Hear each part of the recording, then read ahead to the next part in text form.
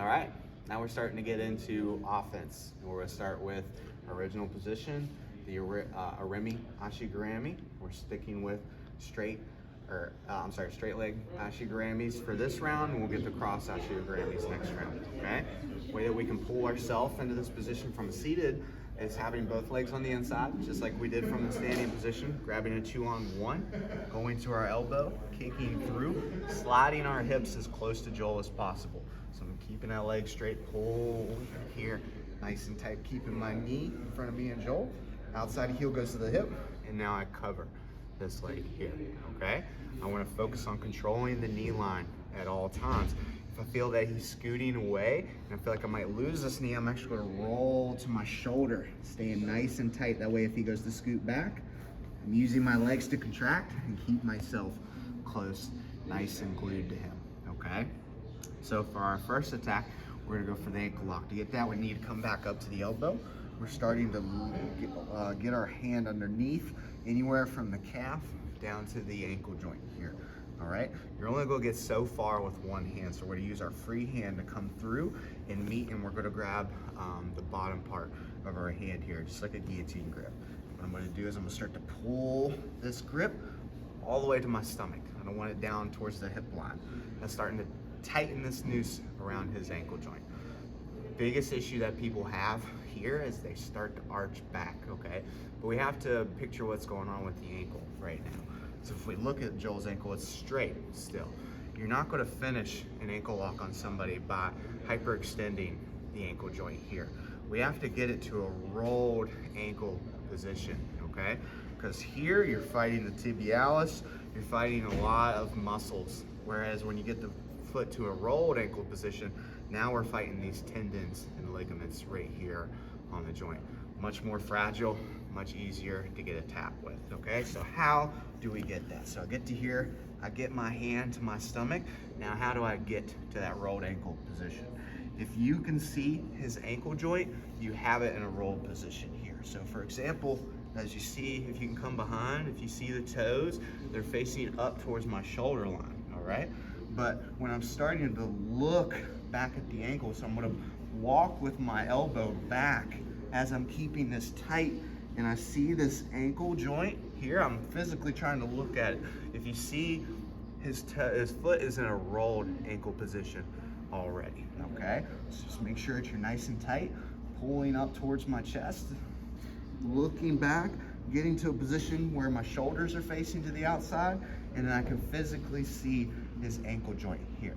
Now we need to make this even tighter, okay? Because you can start to bridge and get the finish here, but if he's trying to kick the boot, that's probably not gonna work, okay?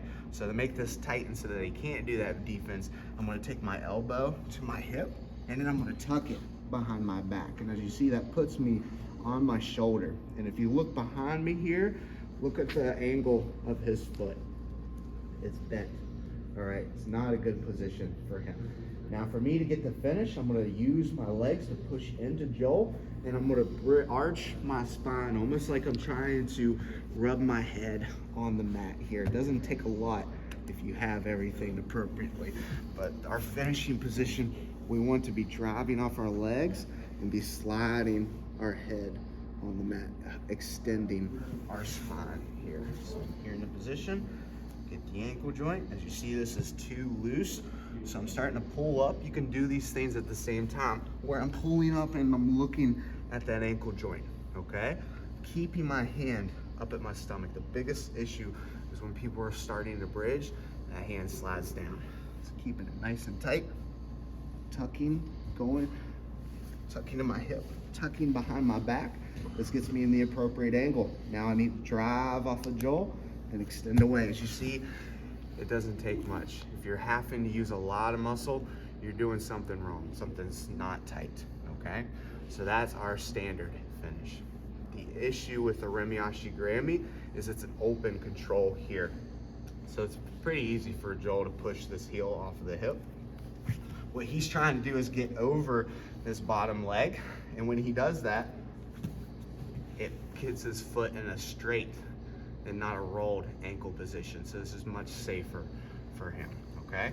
Whenever I'm starting to feel that Joel is getting over my, he's getting over my ankle, I'm gonna let go of whatever I'm doing and grab onto this knee.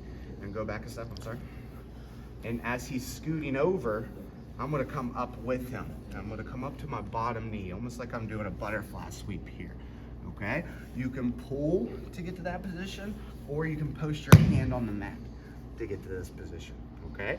So outside knee is going to the mat, and my inside knee is also going to the mat outside of this hip line here, okay? While I have the ankle lock, like this, okay? And as you see, this puts Joel's leg in a 90-degree angle. Even though he can see my back, it's very difficult for him to obtain it here because I have this. If I let go of this, of course, I can be in some trouble, okay? So we keep this here. Now, as you see, knees to the mat, my toes are onto the mat here, close to this hip line, all right? Now, we can finish an ankle lock from here, okay? Now, what I'm gonna do, there's two ways to tighten this. As you see, it's pretty loose on his ankle. I can keep my hand posted on the mat and slide up here, or I can put my head on the mat and grab with two hands and go to here. That's up to you, okay? We'll do this angle this time. Now that I got a little bit tighter, I am gonna put my head onto the mat here. And when I put my head on the mat, I'm gonna place this free leg and post it on my foot, almost like I have prayer feet. Now I have the ability to drive my hips forward. If my grip loosened up, I'm gonna make sure that it's tight, pulling my hands up to my chest, pinching my elbows back, okay? I'm gonna drive off of my feet and look to slide my head up the mat. Picture an arrow coming out of their knee, and I'm just gonna slide into here, okay? Should not take a lot to get this finished. Head to the mat, foot to foot, make sure my grip is nice and tight. Drive off of his hips, slide my head away, get the finish. If your chest is going to the mat, if your hips are going to the mat, you're probably too loose on your grip. Let's say that you're doing this and it's just not feeling right, okay?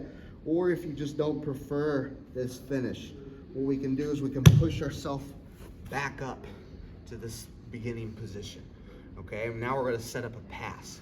The way we set up our pass is I lean my weight towards my head side knee, step up on this outside leg here. I'm gonna loosen up on my grip to grab his Achilles, and now I'm able to start facing Joel here. Okay, I'm gonna put my hand behind my back and connect it to my side, almost like I'm reaching in my pocket, my back pocket here. Okay, and put my hand on his hip line, all right?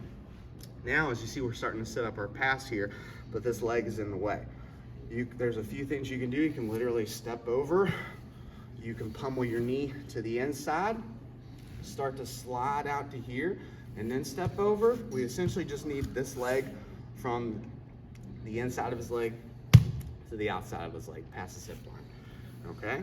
And when you're setting up your pass, if you have an underhook, we're going to side control. If we don't have an underhook, we're going to north-south.